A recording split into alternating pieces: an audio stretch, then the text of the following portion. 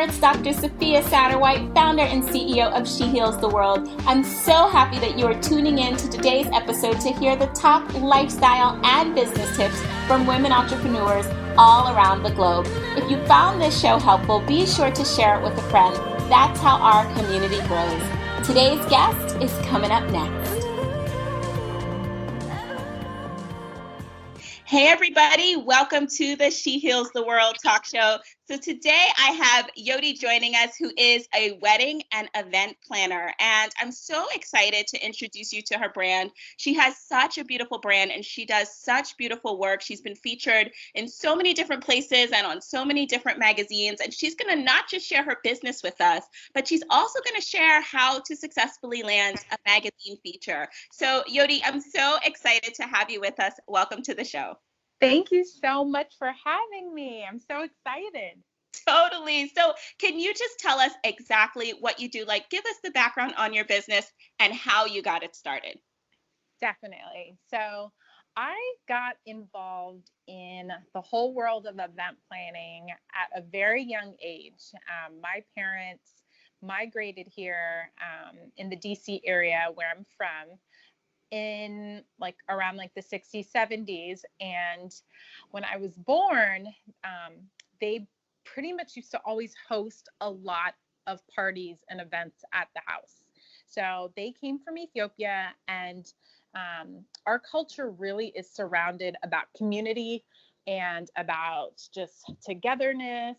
And they always were that couple or that household where people were always in and out of our house, and it was just a normal thing where I would wake up and people would still be at the house from the night before. And I kind of just had this knack for it where at a young age they would make me help with organizing the event. So whether it's coming up with cute ideas for the guests, setting up little stations for food, or even games. Cards are a huge thing in my household, so we would have a little area for cards. And then also the basement was the boom boom room where different musicians would come and literally perform. Famous musicians would come and perform till 5 o'clock in the morning. So just growing up in that that culture made me love events. And when I got into college, I was very active in different, school organizations, whether it was Black Student Association, SGA, things like that. And I was always the person who was in charge of our events and our fundraising. They'd always be oh, Yodit, you're good at this, so you do it. So I kind of just was always planning something. And I remember my freshman year in college, I was promoting one of our cultural shows, and these club promoters were on campus, and they were, promoting flyers for club nights. So when they saw me, they're like, "Hey, what club do you promote?" And I was like, "Oh, I'm promoting the Ethiopian Student Association." And they're like, "No, what nightclub?" And I was like, "Oh, I don't do that." They're like, "Oh, well, we see you running around. We thought you promoted for a club." I'm like, "No, I've never done that." At that point, I had went to clubs with my friends, but I never thought of it a money stream or anything like that. So they offered me a promoter position where, for each person you bring to the club on your guest list, you would get $1. And I remember there was this really big club in DC at that time. It was called Dream, which a lot of people know. Dream turned into Love, and that's where Beyonce performed, and Gilbert Arenas did a huge party. All these great celebrities would always host parties there. And I remember the owner was like, "Who's this kid bringing all these people from George Mason University?" And I was like, "Oh, it's me." I have friends that want to go party, and they've been coming. So it kind of just grew and grew and grew to the point where my friend and I started our own promotion company, and it was called Talk of DC, and we did it for 7 years, and it was very, very successful. And I got to meet so many great connections and like people through it. And I really learned the art of events and understanding events are all about people and about how you treat people and about how you create this experience where that they remember and they want to come back to it over and over again. So after doing that for about 7 years, while I was, going to grad school, I went to grad school for public relations and corporate communications at Georgetown. And then after that, I worked in architecture for about 2 years doing business development. Because at that time, I thought I was going to open my own club. So I was like, ooh, well, I want to learn about architecture and how that's going to work. So I can have like the hottest club in DC. And little did I know how much work it really was. Yes. And how time consuming owning a club, like a successful club was. So I was like, you know what? Maybe I don't want to do this. And my husband, my boyfriend at that time, my husband now, he always used to push me to be like, hey, why don't you get into like, weddings? Because I was doing corporate events and social events for like, like BT, Viacom, Verizon, different liquor brands like Diageo, so like Ciroc, Johnny Walker, all these other brands. And he was like, well, you're doing a great job for these corporate companies. Why don't you just do stuff for weddings? And I was always so scared of brides. I was terrified. Yes. So, after a while, you're getting older and you're like, I don't want to be in the club until 4:00 in the morning. Cause, after the club, we're having to count money. We're having to, go over all of the details. And I'd literally be getting home 4:00 in the morning. And then I'd have to wake up early to go to work, to be there by like 8:30. So I was exhausted. And instead of going through burnout, which I did go through burnout, I said, okay, maybe I should quit my full-time job and pursue something else. I still wasn't, about that whole like wedding thing. And I was like, maybe there's something else. So I actually was going to open a food truck with my mom because it's so random. And this is, I think, very common with entrepreneurs. Like things come up and we're like, ooh, this is a good idea. And we'll like completely pivot. But then we're like, wait, there's something that is so important about passion and your purpose. And it was like I was running away from living in my purpose because events were the thing that I always knew I was great at. But I was just like, I don't know if I want to like jump into the next thing. So when my mom and I were planning to get the food truck, again, it was really me trying to push her passion because she always loved to cook.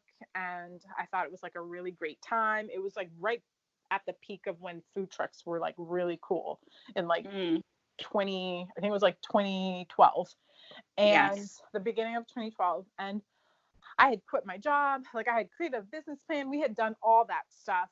And we were about to pay for the food truck that we had been like, looking at for a while. And literally like a week before, my mom's like, I think I don't want to do it anymore. And I was like, what? I was like, what do you mean? I just quit my great job. Like, this is not a joke. Like, what do you mean you don't want to do it anymore? We had been talking about this for months. And she was like, yeah, I really love my cushy, like she has a really great embassy job. And she's like, I really like this job. And I was just thinking like, what am I doing? Like, no, I need to stay here. And I was like, oh my gosh, like I just quit my job thinking we were going to do this. And I've invested so much, effort into this. Like, are you serious? And she's like, yeah. She's like, you know what? But I believe God has something else in store for you. My mom's super religious and was like, everything will work out. Like, don't worry. And I was just like, I was pissed. I was like, hey, that may have been prophetic, right? Yeah, I was like, oh, this woman is crazy. Like, she just literally tore my world upside down. And pretty much, I was like, you know what? I'm not going back to corporate America. Like, this is a sign. Like, I can't. I am going to take like a break for like a week and really, before I jump into like, you know, looking for another job or, you know, anything, I'm just going to take a break. And I Yeah. think that was like God's way of telling me like, hey, you just need to chill out and really look at Mm. what you're already doing and see how you can expand on it. So the funny thing is, within that week, I had a friend of mine who reached out and was like, hey, I am looking for a wedding planner for my wedding for 550 people. And I was like, Mm. what? I was like, that's a lot of people. And she's like, yeah. She's like, I need you to help me with it because you're Ethiopian. There aren't any Ethiopian wedding planners. My husband to be is Ethiopian and I'm Irish American. So I really need someone who's going to infuse both of our cultures. And Mm. as far as my business, that's kind of our specialty, Mm. our luxury multicultural weddings. Mm. So when she said that, I was like, you know what? Maybe this is a sign. Like, I didn't go out even looking for it. It came to me. I might as well at least try. So I told Mhm. her, you know what? It's perfect timing. I actually just quit my job. I have a lot more time because I am not doing my club events as much as I was in the beginning, where I would do like 6 club nights a week. Like I was crazy. Wow. Um, and she was like, you know what? I trust that you can do this. Like if you've done events for 1,000 people at a club, you know, you can do this. And I know your reputation. I know your work ethic. Like we're friends. So she's a strong advocate. And she's like, I would love to be like your first client and really kind of guide you because she worked at Marriott. So she had that Mm. hospitality background where I didn't really have that. And she gave me so many great like tools and advice on how weddings and like events at hotels are run that it Mm. set me up for success from the beginning. So Yeah. I told her, I was like, okay, if I'm going to do your wedding, I'm going to make it legit. Like I'm going to have like a real company, LLC, like, you know, bank Mhm. account, all that website. I was like, give me a week and I will have a contract for you. And she's like, bet. She's like, okay, great. So within that week, like I hired a designer for my website, for my logo. Like I had business cards made. I was like on the road. Wow. And pretty much she hired me late 2012 and her wedding was October 2013. And by the time I had planned her like wedding that day, I had already done like 10 weddings because Wow. it just like once I put it out there, people, there was a need for it. And I didn't even realize, you know, my clientele was growing. Like people that I had been inviting to clubs for their birthdays or for bachelorettes and things like that, they're getting married. So Mm. while my clientele was growing, I'm growing with them. And this huge milestone of weddings and, you know, baby showers and bridal showers and all these like celebrations were happening where it was a perfect intersection for like favored by Yodit Events and Design, where people were like, oh, I know Yodit. I know what she can do. Boom. It's like a win-win. I'm just going to hire her to Right. plan my events. And that's literally kind of how it happened. Very serendipitously. Like it was just like fate. Yes. So Yes. ever since then, it's been like 8 years now. We've just been growing. Like we do about 5 social events a year, about 5 to 10 corporate events, whether it's like galas, conferences, festivals, things like that. And then we do about 10 to 15 weddings a year. And, you know, Wow. I've expanded the team because before my first year was like crazy. I think I did like 20 weddings by myself. I had like assistants, but I literally was like the main point of contact for everything. So I almost burned out the first year. I was like, oh my God, this is crazy. Mm. Mhm. And now I'm at the point where I'm like, okay, I really I really feel comfortable and I'm so blessed for like all of the great opportunities and the people that have kind of came before me that have showed me the way, but then also have been like so trusting with their memorable moments. So Yes. that's Yes. kind of how it's happened. Wow. And here you are. And so are your weddings in the DC area? Are they global? Are they in the US? Tell me a little bit more about your service areas. Yeah, so primarily we are in the DMV. Hmm. Most of our couples are getting married in DC, Maryland, Virginia. We have done weddings in like Vegas and in New York, and in Egypt, and then also in Ethiopia recently this Wow. winter. Yeah, so I'm trying now to really expand our destination Hmm. portfolio, because before, again, I was very nervous of just like growing too fast, and I never want to put myself out there without knowing all the details, especially because Hmm. it's someone's special day. Like, I don't want to use someone's special day as like a guinea pig. Yes. So now after 8 years, I really feel confident in expanding to more international events. Beautiful, beautiful. And Yodi, it's very clear how brilliant you are and how ambitious you are and focused on your business and on making an impact. And one thing that you said earlier that I think will really tie into the topic today on landing magazine features, because several magazines have picked you up since your business has gotten established, Mm-hmm. is that when you were doing the club events, you mentioned that you were working with big brands even back then. And so I'm Yeah. wondering, before you even started and had real experience, how did you get on the radar of other big brands early in your career?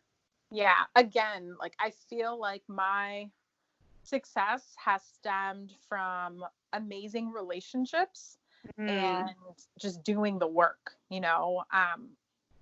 I was introduced to great mentors at a young age, um, that had these awesome connections with different brands. And once they really saw my potential, they set me up and mm, were great at connecting me to the right people.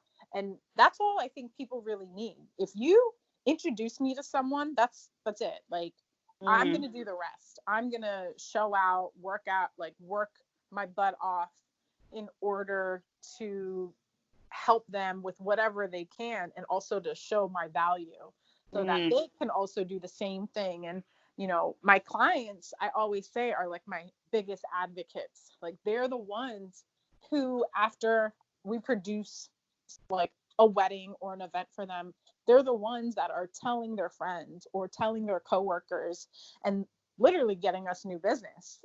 mm, About 60% of our business comes from like social media and publications. mhm, And then the rest is all from referrals. So mm, that kind of shows you I don't do any like, paid marketing or any advertising. I remember right in the beginning of my career, I did one ad, and that ad did nothing. So it it showed me, just putting something out there, for at least me, there's no mhm, true impact because there's nothing behind it where people are like, oh, okay, it's a great ad, but people didn't look twice because they don't know me or they don't know someone mm, who knows me. And I feel like with my business, um, it's such a personable business, yeah. where when you're working in tandem with people, um, a lot of times people are like, yeah, they joke around. They're like, yeah, are you like someone's therapist during the wedding planning process? Are you someone's like, confidant and best friend? And I'm like, yes, like I probably talk to my brides more than they talk to a lot of their friends during the wedding planning Mhm, process, because there's so many details, and it really is about trust, yeah. trusting the person's judgment. And when I say the person, it's like the planner's judgment, because we're guiding the ship. we're guiding them to that experience of a lifetime that they've been dreaming about, or that their families have invested so much effort and money in, and they want it to be perfect. So it's definitely personal. And I think when you're in any industry, you know, relationships really matter. And if you treat people with care and with respect, and, you know, just also like, I'm all about good vibes. Like most of my couples, I'm very close with even afterwards, where they're still sliding in my DMs about something, or, you know, leaving comments, or um, getting excited when I'm featured, or things like that, because we become friends afterwards. So it's just that kind of relationship and that industry. And that's one reason I love the industry so much. Well, one thing I know for women in business is that we make it feel easy because we're so determined to really do good. And but as a business owner, we know that everything is not always glorious. And so I'd love for you to share a little bit on the hurdles that you may have experienced in the building process, because I'm sure that there are some women out there listening and they're like, she is so amazing. Like everything must just be perfect for her. Like she just makes the connection and then boom, she gets featured. And that's not me. I have X hurdle and Y hurdle, and I'm never going to start my business because. And so can you give us a little bit of insight about what hurdles you may have experienced as you've been building? Definitely. I mean, the number one hurdle was really the fact that there weren't any wedding planners in the Ethiopian community before I started. You know, just in itself, I literally had to educate a whole community on the value of wedding planning. Ooh, and that itself is like, ooh, it's like pulling teeth, where like people are like, why do I need a wedding planner? You know, like, what do you guys do? Like, you don't make flowers, you don't make a dress, you don't make food. Like, why am I paying you this much money? Right. And it was always so like mind-boggling to me, because in every other society, it was just like normal. Like everyone's like, oh yeah, like I had a wedding planner, and like wedding planners are great and things like that. So I'm seeing like my counterparts being able to book business so easily, you know, and not having to really jump over all those different steps and hurdles, when like I am trying to elevate, you know, the look of multicultural weddings, or just the efficiency of multicultural weddings, because there's so much beauty in it, you know. And I feel like sometimes it was lost because the families were the ones running around getting prepared and doing all these things, where they didn't even get to enjoy like their son and daughter's weddings. And growing up, I saw that firsthand. So when it was my time to like get older and think about my wedding, I was like, wait, like my mom is not about to be in the kitchen like cooking our traditional food like right before the reception. Like, no, that's just not happening. Like, I want her to get hair and makeup. I want her to get glammed up. I want her to be able to enjoy, you know, hosting her friends and family. Like, this is just as much as my day as her day. So I wanted to give that to my clients. And while we specialize in multicultural, other people were always just, you know, either gravitating towards like my personality, my style, my creative process. And it kind of just opened the door for everything. So we've done like Jewish weddings, you know, African American weddings. We've done Caucasian weddings. We've done, you know, Mexican and Italian weddings. Like we've done same-sex weddings. Like, and it just kind of, it was great because it didn't put us in a box, which I'm not the type person where like I don't want to be put in a box. Like, I feel like each person has uniqueness that makes them special. And with weddings, like that's one thing that you should really deep dive on, like what is special to the couple, what is special to your families, what is special about like your culture and things that you want to infuse in your wedding day. Because I mean, hopefully it's just a 1 day thing. Like no one's like, Yes. oh, I'm going to do one wedding and then like 10 years I'm going to get married again. No, this is like one and done. So Yes. if you're Yes. going to do that, like make it worth it. And the hurdle of really educating a whole society was the biggest challenge. And then I would also say the lack of diversity at the top. So when I got to a point early in my career, I was very fortunate in making great relationships with like editors at different wedding publishers, or knowing someone who would be like, hey, Yodi, you would be great at this event, like come to this networking event. And that was something I always did. Like I always made time for networking events. I never shied away from meeting new people, whether they're black, white, Chinese, whatever. If there was like a wedding event, like I wanted to be there if I was available. And that really helped with those hurdles of thinking sometimes you're all alone when you're an entrepreneur. Yeah. I feel like people, when they become self-employed, you really do go through that phase of like, damn, I have all this stuff I have to deal with, whether it's accounting, whether it's marketing, whether it's just like your operations, whether it's the actual work you're supposed to be doing. And it gets lonely. And I was very lonely sometimes in the beginning of my career because it was like literally just me. And then of course I would have like event day support, but like I wasn't able to afford like part-time staff or full-time staff. And I remember my outlet was going to these networking events. And I would talk to other people and be like, I would always ask questions. I'm like, what are some problems you're facing? And some of the problems they face, I was like, oh my gosh, I wish those were my problems. Yes. Like, you're always like, it's always green, like the grass is greener on the other side, because I'm here like trying so hard to land clients, to show my value with certain demographics. And then other demographics, it was so easy, where like some of my like African American and Caucasian clients would book me like right away because they understand the value, where like my own people, Ethiopians, would be like, I don't know. And I'm like, I literally got into this business for you. Like, what are you talking about? Like asking me for discounts and all that type of stuff. And I'll be honest, in the beginning I definitely did. I was like, you know what, I'll give you a discount.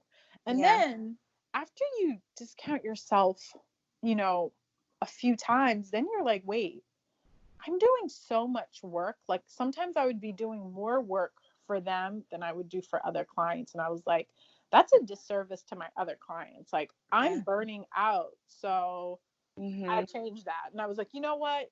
I'd rather someone say, no, I'm too expensive, than me watering down like my value and what my team can do. And that kind of, again, set me up where it was a hurdle in the beginning. I was like, oh my God, I'd like tell my husband, like, no one's booking me. Like, why aren't I getting inquiries like I did before, or things like that? And he's like, don't worry, these are growing pains. As a business owner, and the great thing is my husband's an entrepreneur too. Yeah. Because I would always come back, be like, oh my God, what am I supposed to do? Like, someone is complaining that my contract is too long, or like, things like that. And he's like, no, like you had a lawyer look that over. It's going to save your butt in case something happens. Yeah. No, it's either they sign it or no. Or and not. And I've had clients literally walk away because I was so strict on certain things. And I'm talking about like great clients where I'm like, oh my God, it would have been so perfect. Like if I planned their wedding, like they had a great budget, or they great things like that. But then they'd be like, oh no, I don't want you to use like certain photos for marketing, where I'm like, okay, if it's not that, if you don't want me to use it, there's a fee. Right. And they'd be like, nope, don't want to do it. I'm like, all right, okay, best of luck. And then I'd see someone else plan their wedding and I'm like, oh my God, I could have done so much better. Like you go through those phases where Again, these Yeah. are hurdles, but you're like, you know what? It's all right. There's going to be another one for me. And that's Yeah. kind of how I live my life. Like, what's for you is for you. What's not for you is not for you. Like, you have to let it go. Yes, yes. And I absolutely love the standard of self-care that you set for yourself because that really is what it's about. It's like I'm not going to allow myself to burn myself out for lower than what I'm willing to accept for compensation. And I'm also not willing to allow myself to get burned out, period. Yeah. And when you have those standards for yourself, the sustainability of your business increases and the sustainability of the leadership in your business increases. And so I love that you put those things in place so early and it really did set you up for success. And so you are there. You have like landed these features, you've made it, you're creating these amazing events, you've grown your team, and it is because of the woman that you are and the standards that you've set. And so for the other women who are listening, who are wondering, geez, she's been featured in Vogue and here and there. And like, how can I land a magazine feature? How can I get my work elevated like Yodi did? What tips do you have for them? Yeah. So when it comes to publications, I really think the first thing you need to do is like study the publication market. You need to study the publication that you want to submit your events to, or you want them to feature your event. You need to understand their submission process. You need to understand the style of events that they want. Like, not all publications, you know, want certain weddings. They have a certain aesthetic. And once you understand that, that's like the biggest thing. Because then, you understand the wedding that you're thinking of submitting. Like, okay, when we're planning a wedding, in the very beginning, we ask the couple, are you interested in having your wedding featured? If they are, then we start implementing things like a timeline of knowing the deadlines for that publication, like when you need to submit, when they need to have your pictures and your write up to this publication by. For example, we submitted a wedding for the first time to Martha Stewart last year. Mm. Before the wedding was even like before it even happened, during the planning process, I knew exactly certain things that Martha Stewart weddings likes. They really like detail shots. They really like good cake shots. They like, candid moments. They like light and airy film Mm-hmm. photography, things like that. So if I know that, I'm going to make sure the photographer I'm working with gets those shots. I'm going to Mm. make sure that the vendors I'm working with understand, like, before the wedding even happens, like, hey, we are thinking about submitting this wedding to Martha Stewart. This is what they like. Make sure whatever you're doing follows in that theme. And that Mm. really helps that whole submission process, because if you're submitting to an editor what they want, it makes their job easier, you know? Whereas sometimes Exactly. in the beginning, I think I would submit something just kind of like cold call, like, oh, it's a wedding, here, submit it to Mm. Munaluchi or submit it to Washingtonian weddings, and not knowing if this was even their good fit. Most of the time it was, but I didn't even really cross my mind thinking like, oh, it was a good fit. It was just more like, oh, nice wedding, great publication, submit it, and then they would like it. But then once I actually like did the work to learn from other people that were really getting published and they were sharing how to get published, I took notes. I sometimes now I don't even really go through the process of the submission Mm. guidelines. I submit directly to these editors that I have relationships with, Mm-hmm. and that itself has helped so much, Mm-hmm. building these relationships where sometimes I would reach out and be like, hey, so and so, what are you guys looking for this season? Like, what is the publication? Like, what type of trends or what type of weddings are you guys even interested in? And they would write you back? Yeah. Mm-hmm. Wow. Yeah, they would write me back. Again, these are people I have relationships with. So all those networking events that I would go to, I'm introducing myself to editors, you know. I'm putting myself out there where I don't think a lot of people do.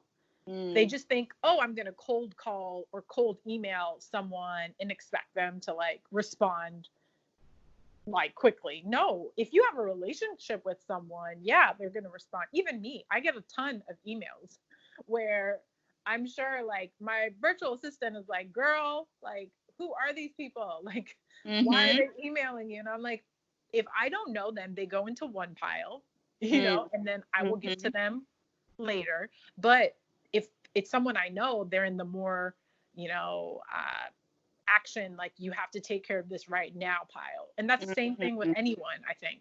So when you're trying to get your work in blogs and magazines, you have to work on your relationships. You have to do the work and understanding what they're looking for. You need to follow them and see the types of weddings they're already featuring, and then see like, hey, what sets you apart? You know, as a multicultural wedding planner, some of these publications, they don't feature a lot of people of color. So by me submitting these beautiful weddings, they're like, ooh, this is great. Like, this is what we need, because they're not even getting a lot of submissions. So that already puts me on the top of the list, because they need to hit that quota, you know, of beautiful like Black weddings or multicultural weddings. So they're like, wait, we're going to make sure Yodit's client's wedding gets featured. And then that kind of just grew. Another thing is sometimes social media and viral weddings can really help you. And I don't know how that whole like sauce of going viral is, but I had one wedding that went viral, and it was catchy. It was something that people were like, oh my gosh, like, you did that wedding? Like, I'm like, I heard about it on, you know, People. I heard it on this, I heard it on that. And I was like, yeah, like, it was so random. It wasn't even like a crazy production of a wedding. It was just the story of the couple that really caught wind of people. And the wedding I'm talking about is the prince that the girl met the guy at the club, and he happened to be like the grandson of an emperor who had passed away in Ethiopia. And it was like this big thing, like New York Times wrote about them. And I knew about that. Like, we knew New York Times was going to come feature the wedding, because it was more of like a cultural piece. That's all we thought it was. But once they posted it, like after the wedding, I had went to Amsterdam to visit my friend, and like in the middle of the night, like people are like blowing on my phone, like, girl, you in Vogue, you in this. I was like, what? Like, what are you talking about? And it just like catapulted to a whole nother thing where I'm like, oh wow, so this is how stuff goes viral. I mean, since then I haven't had like another wedding go as viral as that, and I don't think anyone has. Like, it was just crazy. But it was definitely fun to experience, and it was, again, something that opened people's eyes to my company. People checked out our website. We got an influx of inquiries, and it was super fun, you know, just to see that. But now I understand that you have to do the work in creating these relationships with editors. And I think that's like the number one tip I would tell people when you are trying to submit. Like, always think of it like going backwards. So like, before you have the event, do the work, create a timeline where the photographer is going to have enough time to shoot all those details that a publication wants. You know, things like that. So build the media strategy in from the beginning is what I hear you saying. And the networking piece, I think this could be an interesting question for you, because since you're in the events world, I know that there are so many women. A lot of the folks who are listening are virtual entrepreneurs as well, and they want to get out and network and meet magazine editors and go to different fairs and events so that they can create in-person relationships. Is there any Mm-hmm. place that you would recommend people look to find networking events with magazines or various publications where people can kind of get their name out there a little bit more? I definitely think Instagram is a great place for just keeping your ear to the streets. Like Mhm. everyone has an Instagram page. And now I'm seeing more people are posting information, flyers, details on their Instagram feed or their stories versus even their websites. And Mhm. because of just technology, it's so much easier to connect with people where you could just like slide in the DMs of someone if they allow it.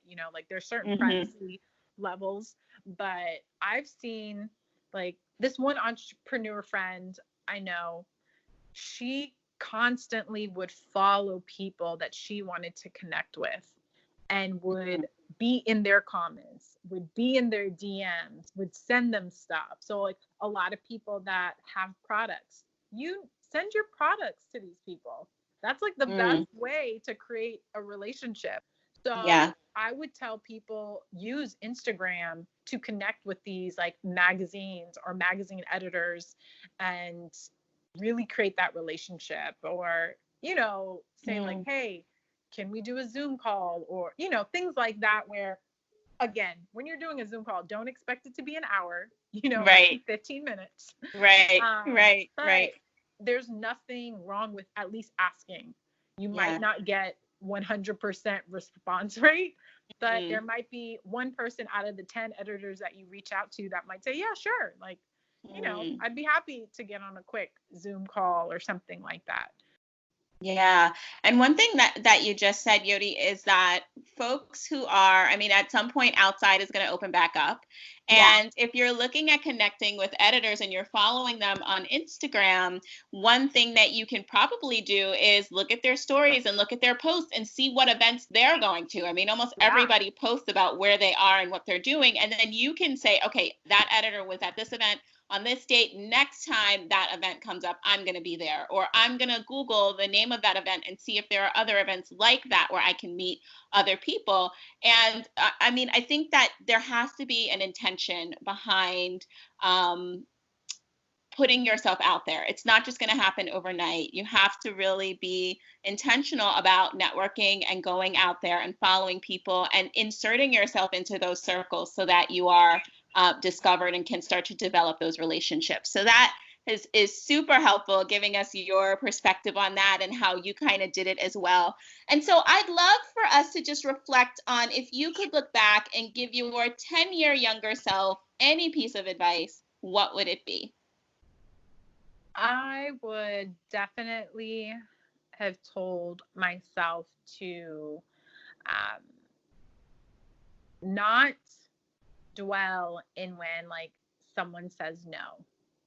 Mm. And the reason I say that is because in like the beginning of my career, when I did get people like inquiry and like inquire, and then I would send them a proposal, and when they're like, I decided to go with like another planner, or I'm doing it myself, it would break my heart, and I'd be like heartbroken for like a couple of days, and my husband's like, "What is wrong with you? Like, it's okay. Like, this is normal. This is business." And Mm. I wish I could tell myself, even at an earlier age, like if things don't go wrong or don't go right, it's not the end of the world. Um, it's sometimes a blessing in disguise, where, Mm. especially in weddings, a lot of the weddings that did not go my way have been a blessing. Where like afterwards, I'm like, I'm so happy I did not get this wedding. Either they were a crazy client, or it wasn't good timing, or like there are a number of things where I'm like, wow, like I didn't even realize the blessing of not getting it. And then Yeah. also just realizing that um, like your value. I think Mm. that sometimes as women, we forget all of the experience and all of the stuff that we've gone through, where we second guess ourselves, where we think like, should we discount this, or should we try to like, dim our light? Um, for another person's benefit, things like that. And I wish I could have told like my younger self, it's like, no, shine brighter. Like, don't let naysayers like get in the way of your happiness, your success, like any of those things. Don't let a relationship get in your way of success. And just kind of go for it no matter what. There are people that are going to say no. I was blessed to have parents that were very supportive in me going full time and like quitting a great job. But I know that a lot of people don't have that luxury, you know? They sometimes struggle with even feeling like, damn, I'm a fraud because I'm working this 9 to 5, but my true passion is something else. And I don't say like, I wouldn't say quit your job like I did, but I would definitely say like create a plan. If you are really not liking your job, create a plan where you can sustain yourself for like 6 months. If you can save money for 6 months, try and start a business while you're still employed and see how that works. And then like quit your job and go full time and see, you know, once you're at that level, pursue it and see how it makes you feel. Because even though I love what I do, I work more hours than I did at my 9 to 5.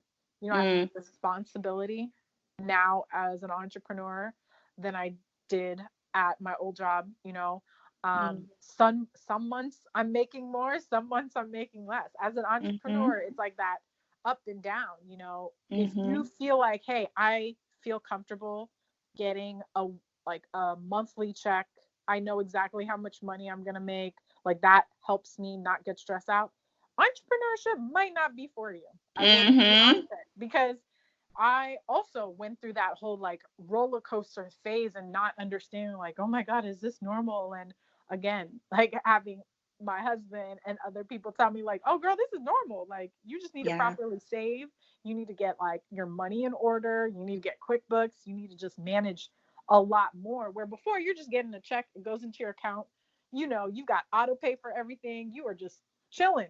Where when you have your own business, you see how much money comes in, but then also like how much expenses you have too. You know, and thinking about like your lifestyle, like healthcare, there's so many things that people don't realize when they are like, oh, I want to like become an entrepreneur. It looks so glamorous. And I'm like, yeah, it's really not. Like, you know, if I had the time to like have behind the scenes footage of everything I do, like people would be like, damn, this is a lot. Like, you look tired. And I'm like, I am. Certain days I'm just tired. I'm like, I don't want to get up, but you don't even have the luxury of not getting up. It's like, okay, I get up because I want to get paid. If I don't get up, that's a check that's probably not going to get, you know, cleared or something like that. So those are all the different things that as a young person, especially now, you know, the younger generation is so used to like instant gratification. They want stuff fast, but they don't realize the work that goes into it. I would tell young people to like do your research, slow down, like don't rush everything, and really do the work so that the success is even sweeter. Because once I started listening to more podcasts and listening to more interviews of successful people, and you actually hear the struggle and the stuff that they had to sacrifice to get where they are, you're like, wow, like, no wonder they're living the life of their dreams right now. Because like for 10 to 15 years, they put the blood, sweat, and tears in everything that they had. And that's why now they can like reap the benefits. Yodit, this has been such an amazing time. I thank you so much for giving so many tips and telling your beautiful story. I would love for our audience to know, how can they find and support your work? Yes, no, this was awesome. I hope this can give someone just a little inspiration to finding what their true passion is. and living in their purpose. People can find me on all social media. So I'm mostly on Instagram at favored, FAVORED by BY Yodit, YODIT. And then they can also visit our website at www.favoredbyyodit.com. Awesome. Yodit, thanks so much for coming on the show, and I can't wait to have you back. Thank you. Well, there you have it. Thanks so much for listening to the show today. And as always, for more resources as you continue to live out your beautiful mission of healing the world and grow your beautiful business, you can head to www.shehealstheworld.com/freebie to see what new resources I have in store for you. Thanks for listening. Tell a friend, and I can't wait to see you at the next episode.